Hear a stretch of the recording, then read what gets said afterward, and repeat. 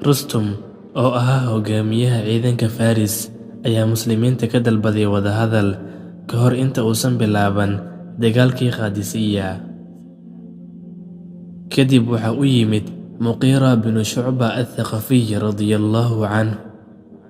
Muqira waxa uu ka mid ahaa saxaabada Nebiga sallallahu calayhi wasallam, sidoo kalena waxa uu ka mid ahaa Carabta kuwooda ugu caqliga badan uguna geesisan.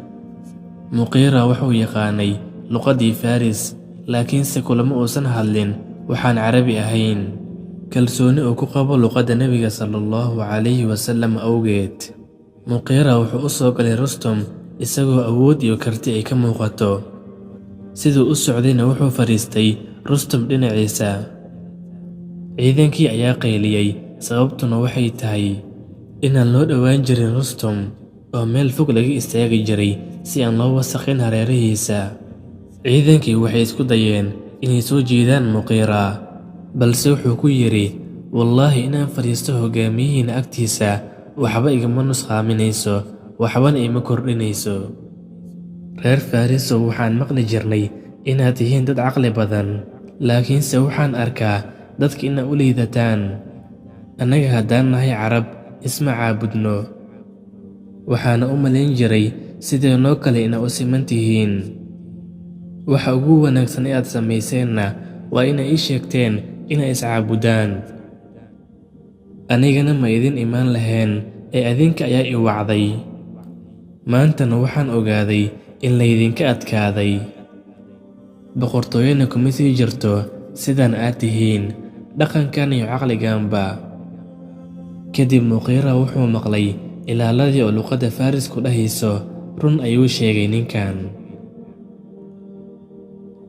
Kadib Rustum ayaa hadlay, qoomkiisa ayuu ammaanay, Carabtana wuu liiday. Kadibna Muqira ayuu u bandhigay lacag si ay uga leexdaan Faris. Muqira ayaa hadlay, Alle ayuuna ammaanay.